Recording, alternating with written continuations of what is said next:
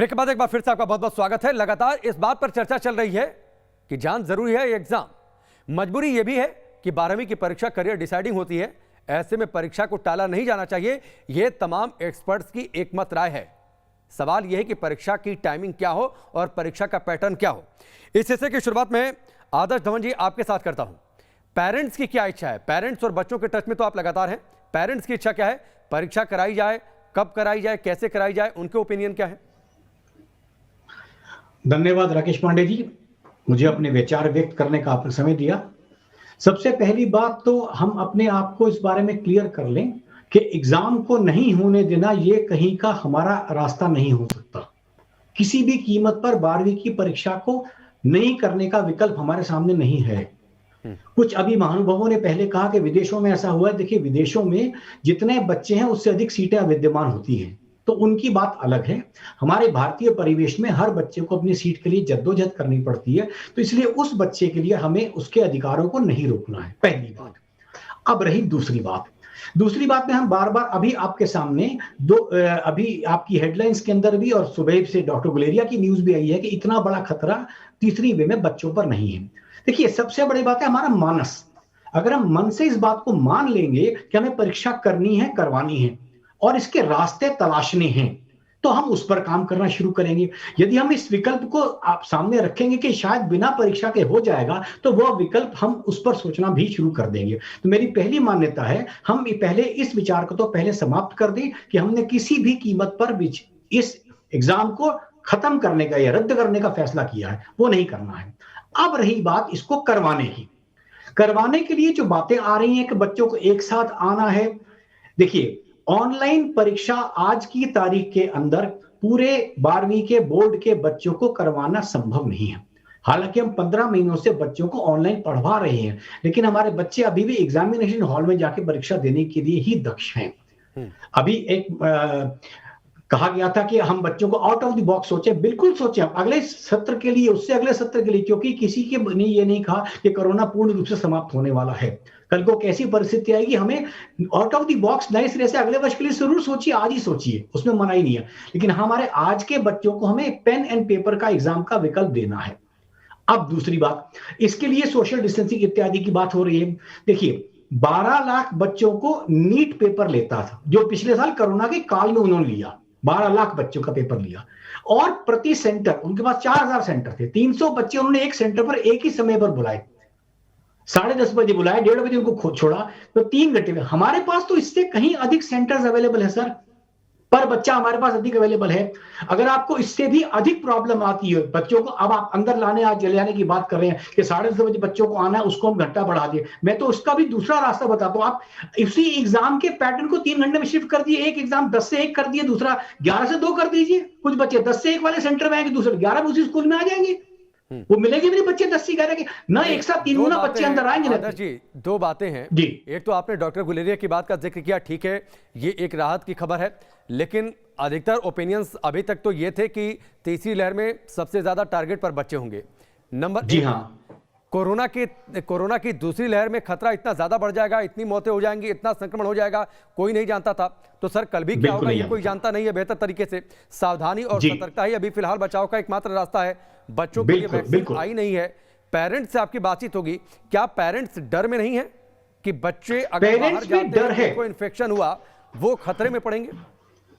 जी बिल्कुल, 12वीं के बच्चे का पेरेंट को इस बात का खतरा, देखिए, स्वास्थ्य के लिए वो कोई खिलवाड़ करने को नहीं कह रहा बच्चों के लिए, परंतु अगर हम स्वास्थ्य के साथ ये देखना चाहते हैं कि यदि एग्जामिनेशन हम एग्जामिनेशन रद्द करते हैं वर्सेस एग्जामिनेशन करते हैं, तो पहली बात मैंने आपसे कहा कि एग्जामिनेशन को रद्द करने के लिए तो अधिकांश भारत के न तो विद्यार्थी इस पक्ष में हैं और न ही अभिभावक और या अध्यापक इस पक्ष में हैं। रही बात कैसे किया जाए, अब हमारी सारी मेहनत उस पर आनी चाहिए। ऑनलाइन का विकल्प भी मेरे व्यक्तिगत विचार से अभी संभव नहीं है हमारे भारत देश में। हाँ, ऑफलाइन के ऊपर जो रास्ते हैं, पेरेंट्स इस डर को जानते हुए, बच्चों की इस परेशानी को भी समझते हुए, बच्चों की बाहर इन्फेक्शन से होने वाली खतरे को समझते बूझते हुए वो इस बात को मन पर लेने को तैयार हैं कि हम बच्चों के लिए पर्याप्त सतर्कता लेंगे।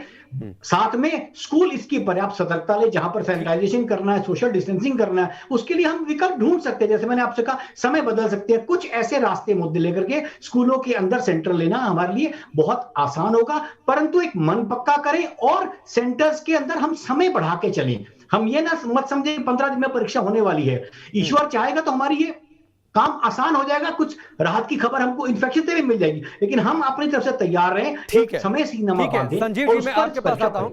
संजीव जी, मैं आपके पास आता हूं। ये स्टैंड ले लेना जिसका जिक्र आदर्श जी ने किया, तमाम एक्सपर्ट्स कर रहे हैं, ये स्टैंड ले लेना कि परीक्षा ना हो, ये आपको लगता नहीं कि गलत है? बजाय इस पर सोचना चाहिए कि परीक्षा कब हो, कैसे हो, पैटर्न क्या हो, कितनी सुविधाएं मुहैया कराएं ताकि बच्चे सुरक्षित माहौल में परीक्षा दे सकें।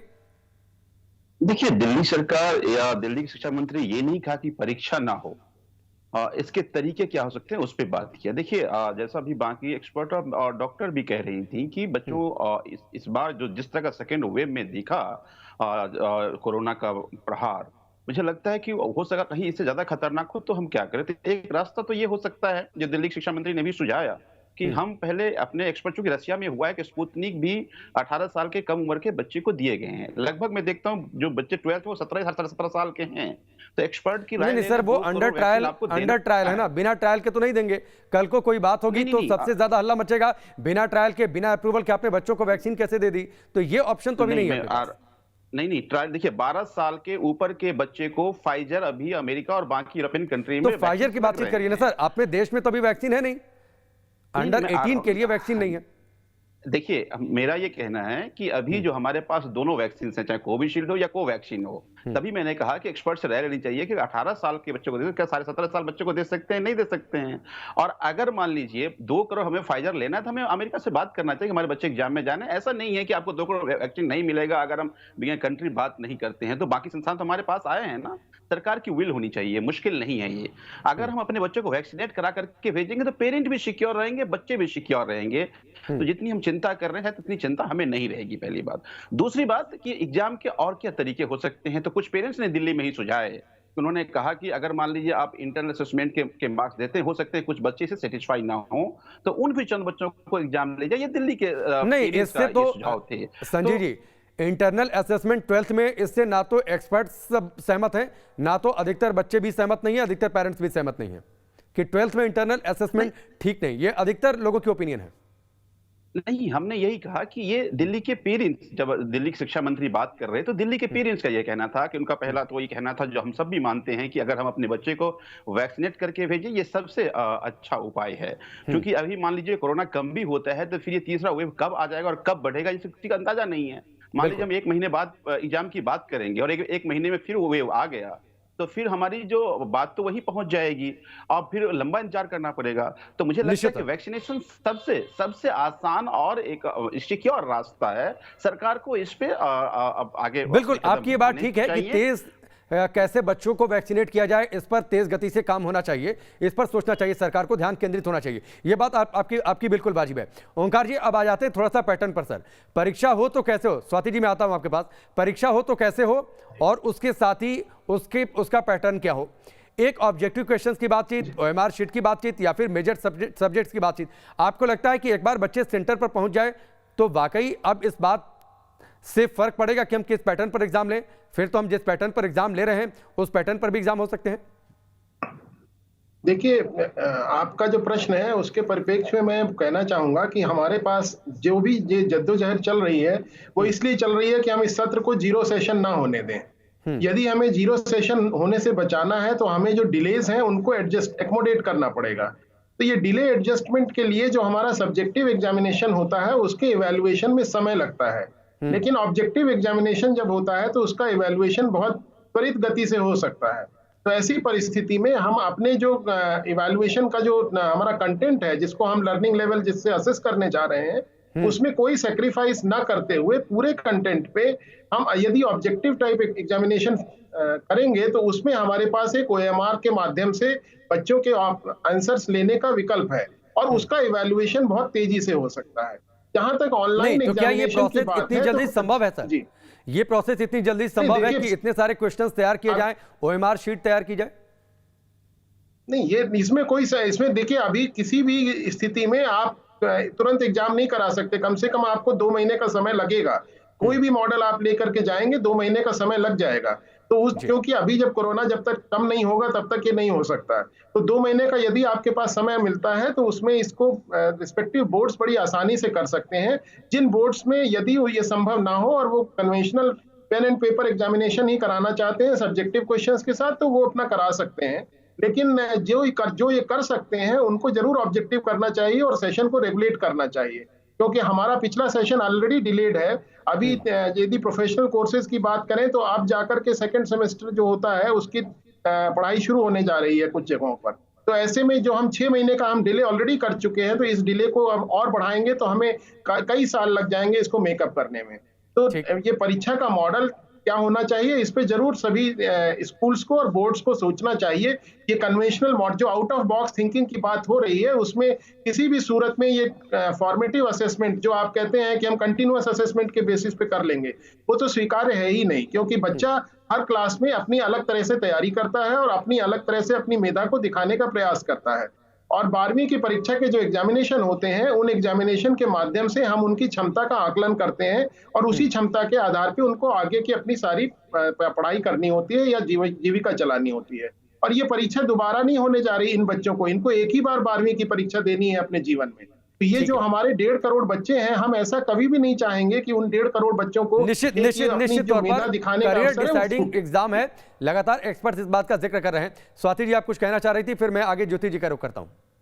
बिल्कुल, देखिए राकेश जी, मैं जरूर जैसे डॉक्टर सिंह सर यहाँ पर इन सभी लोगों से रिक्वेस्ट करूंगी कि कोई ना कोई आउट ऑफ द बॉक्स तरीका निकालना बहुत ज्यादा जरूरी होगा, क्योंकि जब आप 1.5 करोड़ बच्चों की बात करते हैं, 3000 स्कूल सेंटर्स हैं अक्रॉस इंडिया, वहाँ पर टीचर्स हैं, सपोर्ट स्टाफ हैं, तो एक बहुत बड़ी जनसंख्या है जो इस वक्त रिस्क पर है। और ये बात हम जानते हैं, सरकार की एडवाइजरी भी आ चुकी है कि जो कोरोना इन्फेक्शन है वो अब एरोजॉल बॉर्न है, 10 मीटर का डिस्टेंस है जो कोरोना वायरस अब आसानी से कवर कर सकता है, और ऐसे में क्लोज स्पेसेस में और भी ज्यादा खतरा बढ़ जाता है संक्रमण फैलने का।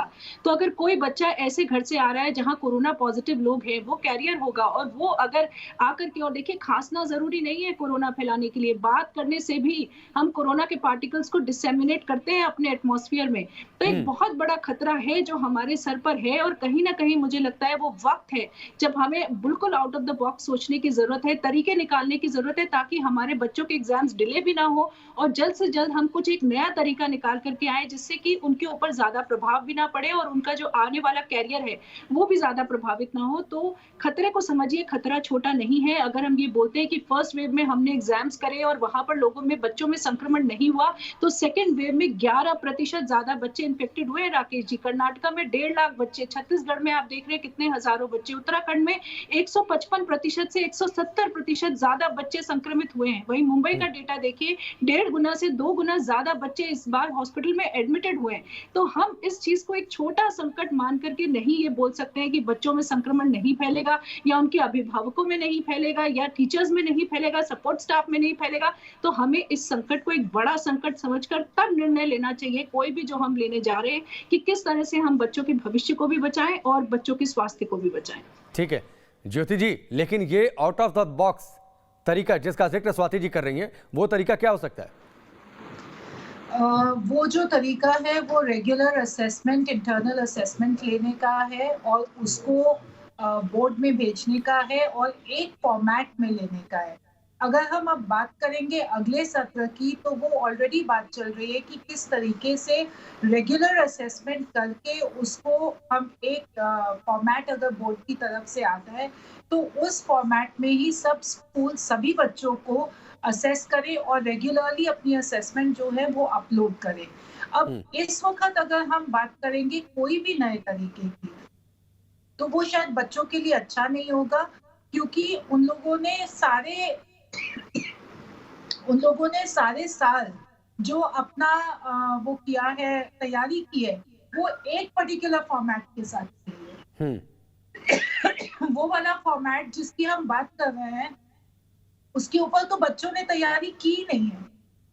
तो क्या ये सही होगा कि अभी एंड ऑफ द सेशन हम बच्चों के लिए कोई ऐसी नई चीज लेके आ जाएं जिससे कि उनको फायदा होने की जगह नुकसान हो जाएगा? तो out of the box thinking हो सकती है, प्रोजेक्ट बेस्ड लर्निंग के ऊपर हम असेस कर सकते हैं, इंटरनल असेसमेंट्स के ऊपर असेस कर सकते हैं, पर ये चीज साल के शुरू में पता होनी चाहिए। हर क्वार्टर की रिपोर्ट बोर्ड के पास होनी चाहिए और एटलीस्ट 60% 75% उनके पास होना चाहिए, जिसको कि एक्स्ट्रापोलेट कर पाना बहुत ज्यादा मुश्किल नहीं होगा। ठीक है, तो ऐसा नहीं है कि out of the box thinking की बात नहीं हो रही, पर इस वक्त इस बैच के साथ वो out of the box thinking ठीक। मैं आता हूं आपके पास, मैं डॉक्टर स्वाति के पास जाता हूं। एक सवाल, चूंकि बार बार कोविड प्रोटोकॉल बिहेवियर में डॉक्टर स्वाति इस बात का जिक्र होता है कि हमें एक जगह पर इकट्ठा नहीं होना है। दूसरी लहर में अच्छी बातचीत यह है, राहत की खबर यह है कि केसेस कम हुए हैं, 2 लाख से कम हो गए केसेस। तीसरी लहर में बच्चों पर सबसे ज्यादा टारगेट होगा। हालांकि कल डॉक्टर गुलेरिया ने कहा कि बच्चे अब बहुत ज्यादा दायरे में नहीं रहेंगे, इस बात की उम्मीद शायद दिख रही है। लेकिन तीसरी लहर अगर वाकई आती है, जिस बात की आशंका है, तो क्या ये एग्जाम जहां पर बच्चे बड़ी संख्या में इकट्ठा होंगे एक बड़ी वजह बन सकते हैं? बिल्कुल बन सकते हैं राकेश जी, इस संभावना से हम बिल्कुल भी नकार नहीं सकते हैं, क्योंकि हमने पहले भी देखा है जहां जहां गैदरिंग्स हुई हैं, कुंभ मेला के ही एग्जाम्पल ले लीजिए, और भी हमारे पास इस तरह के एग्जाम्पल्स हैं, जहां जहां भी इस तरह से लोग इकट्ठे हुए हैं वहां से बच्चे भी ज्यादा प्रभावित हुए हैं, वहां संक्रमण भी बहुत ज्यादा बढ़ा है। कुंभ के जितने लोग गए थे उनका डेटा देखिए आप, साफ तौर से कहता है कि कितना ज्यादा संक्रमण उन लोगों में हुआ जो कुंभ मेला अटेंड करने गए थे। तो जहां जहां भी हम गैदरिंग्स करेंगे, जहां जहां भी लोग इकट्ठे होंगे, वहां से संक्रमण तेजी से फैलेगा। ये साफ तौर से सारी स्टडीज कहती हैं, कोई भी स्टडी आज तक ऐसी नहीं आई है जो कहे कि लोग इकट्ठे होंगे और वहां पर संक्रमण नहीं फैलेगा। बल्कि जो एरोजॉल की थ्योरी आई, जो ये हमारे पास संभावनाएं आई कि जो वायरस है वो एरोजॉल के द्वारा फैलता है, वो भी यहीं से, इन्हीं जगहों से निकल के स्टडीज आई हैं कि जहां जहां भीड़ ज्यादा है, जहां क्लोज स्पेसेस हैं, वेंटिलेशन अच्छा नहीं है, जहां ज्यादा देर तक लोग एक दूसरे के साथ रह रहे हैं, वहां से संक्रमण फैल रहा है। यहाँ तक बोला गया है कि पब्लिक टॉयलेट्स में जब एक व्यक्ति जाता है, यूज करता है उसको, तो दूसरा व्यक्ति वहां जाता है, उसको संक्रमण होने की संभावनाएं बढ़ जाती है। तो पब्लिक टॉयलेट्स में मास्क ना उतारिए। तो अब बहुत ज्यादा हमारी लर्निंग वायरस को लेकर के चेंज हुई है, और उसको मद्देनजर रखते हुए मुझे लगता है जरूर हमें आगे के फैसले लेने चाहिए, ताकि बच्चों का जीवन भी प्रभावित ना हो और वो स्वस्थ भी रह सके। ठीक है आदर्श जी, एक कमेंट आपका भी, क्योंकि देखिए ये जो गैदरिंग होगी वो स्प्रेडर की वजह तो बन सकती है। जी बिल्कुल बन सकती है। मैंने आपसे ये पहले ही कहा, मैं किसी हालत में ये नहीं कह रहा कि किसी बच्चे पर कोई खतरा मंडराना चाहिए, लेकिन हमारे पास दोनों चीजें, हमें ये समझना है कि एग्जाम कराना है, उसमें जो बेस्ट पॉसिबल मेथड है हमें वो करा सकते हैं। मैं इस बात को बिल्कुल मना नहीं करता। गैदरिंग नहीं होगी, इस बात तो आज भी मुश्किल नहीं है, आगे भी गैदरिंग होगी, कभी भी गैदरिंग होगी, तो गैदरिंग की मनाही नहीं है। चाहे इसको आप ऑनलाइन सेंटर्स में कराएं तो भी मनाही नहीं है, गैदरिंग वहां पर भी होगी, बच्चे पेरेंट्स के साथ आएंगे, गैदरिंग तो सब जगह होने वाली है, लेकिन उसको तो कैसे मिनिमाइज किया जा सकता है। गैदरिंग के एग्जाम कैसे संभव है? ज्योति जी आप कुछ कह रही हैं, फिर मैं ओंकार जी का रुख करता हूं। जी, मैं ये कहना चाह रही हूँ कि हम कुंभ के साथ एग्जाम्स को एक्चुअली कंपेयर नहीं कर सकते।